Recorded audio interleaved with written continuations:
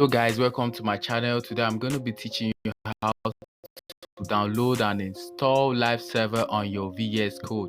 Alright, first of all, we're going to go to the VS Code app. When your app pops up like this, then we go and search for the extensions button. Alright, we're going to click on the extensions button here and search for Live Server. Let's watch the results pop up. As you can see, the first result there is Live Server. Alright, the one that has not the one that has about 1.1 million downloads, the one at the top 51.3 million downloads, because I've already downloaded it before.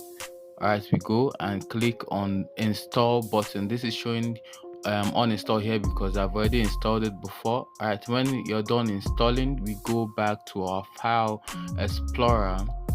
Alright, we go back to our file explorer, for instance, and clicking on this file. Then I right click and you're going to see the options here, open with Live Server. Right, when I open it to Live Server, it's going to pop up in my default browser. Let's watch and see this pop up. As you can see, these are some codes I wrote in CSS and HTML. This is it. So this is all you need to know. Thanks for watching. Please like and subscribe to my channel.